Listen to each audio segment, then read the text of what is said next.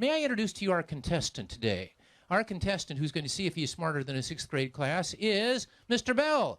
Yay, you guys are going to help me. Okay, and at some moment he may even ask for your help on this.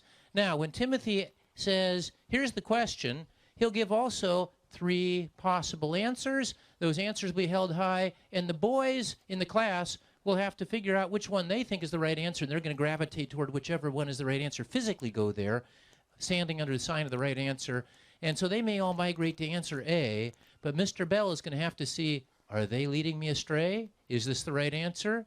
Or am I instead going to go with something different? We're going to find out if Mr. Bell is smarter than a 6th grade class. Okay, Cubby, we're all ready. All right. And all of you can be going along with this, seeing if you know the answers, and especially important for when Mr. Bell may ask for your help if he's feeling uncertain. He gets a chance. You might notice he's a little outnumbered, but for that one question, the class will get outnumbered. So we'll start with question 1. You guys, first signs. And our first question is, who did Esther replace? Esther became queen in whose place? There's 3 different answers. Was it Jezebel, was it Vashti, or was it Athaliah? And it seems like our class has made a decision. Mr. Bell, what do you think? What's your answer? Vashti? Okay.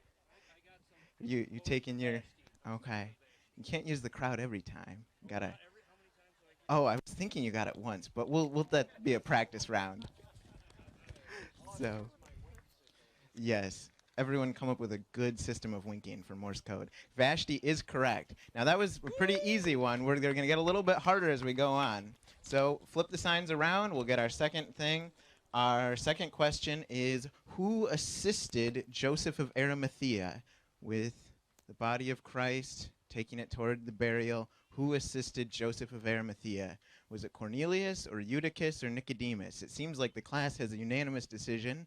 Mr. Bell, what's your thought? I'm not going to waste my crowd help. I'll just the boys. All right. Mr. Bell is going with the correct answer as well as the class. It's still 2 correct answers. It's Nicodemus. Woo! So far, I'm not smarter than the 6th grade class. Not so as yet, smart. but okay. It could be. Yes. All right. Our third question. Get your next sign there, the one with number 3. And the third question is, how many righteous residents would have been needed to spare Sodom? Sodom was destroyed, but Abraham prayed, and there was a number that he prayed about that God said, if there were that many, that Sodom would have been spared. It seems like the class has chosen. Mr. Bell, what is your choice? 50, 10, or 20? These guys are really helping here.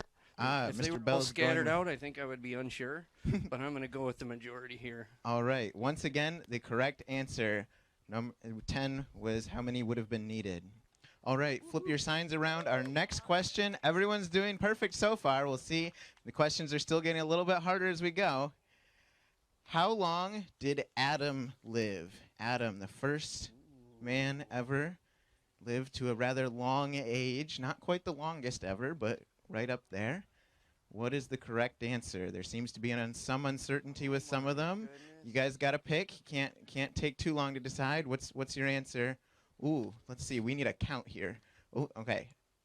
Let's have no more moving. Oh, okay. 1, 2, 3, 4, 5, and it looks like 9:30 is chosen, but by a small margin. Mr. Bell, what is your thought? So I don't have any more crowd help here? You can take one more. The first one was kind of a practice for, Yeah, because these guys aren't helping me this time. With Yeah. the majority here. Does anybody have any help for me? 9:30. I got a 9:30 from this little lady in the sunglasses there, so I'm going with 9:30. All right. That is correct once again. Good job, young lady. Mr. Bell and the class still tied, but now Mr. Bell has officially run out of his help from the crowd. You can still guess the answers, but you can't tell Mr. Bell anymore. So we're going to our next question. Question for number 5. We're getting the answer signs there. The Jewish feast of Purim originated from what book of the Bible? There was a very important event in Jewish history that's recorded in one of these books. Was it Esther, Nehemiah, or Joshua? The Feast of Purim, P-U-R-I-M.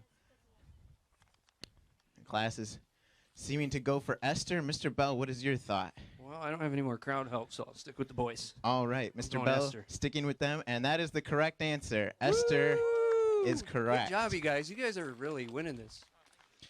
All right, we have just a couple more regular questions. If they stay tied, we might have to go to our tiebreaker question.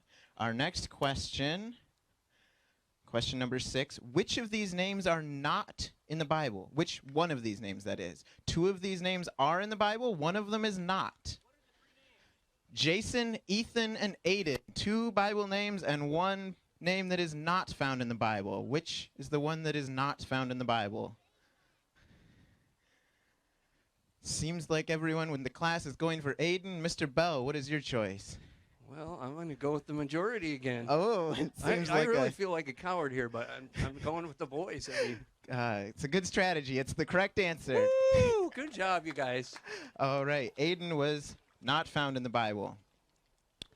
Okay, this is our last regular question. We'll see how this goes. If they're still tied after this one, we'll have our tiebreaker question. What minor prophet prophesied that Jesus would be born in Bethlehem? Was it Hosea, was it Amos, or was it Micah?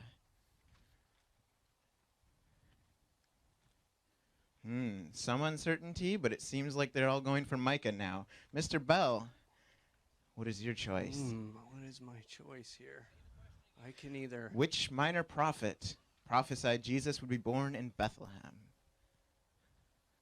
Okay. Well, I can't. I'm going to follow suit with sticking with the boys. Ooh, pushing it to a tiebreaker. You are all correct. Woo!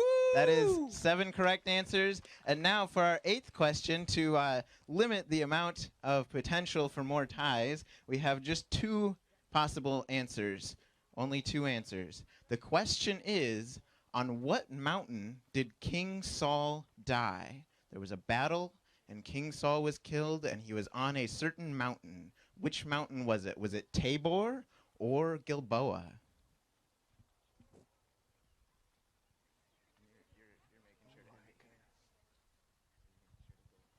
Oh, boy. Mr. Bell's got to make the choice. The class has think gone they're- with Gilboa. I kind of think they're all just following each other. You guys really did not look sure about that one at all. Am Am I allowed to ask them if they're sure about it? I suppose. Are you guys sure about that one? Never know. Well, I'm going with Tabor this time because you guys really didn't look sure about that one. Mr. Bell's gone with Tabor, and the class has won. Gilboa was the No. correct answer. Oh, the All one right, time good job, I don't everyone. go with the boys. Good job. You guys planned that.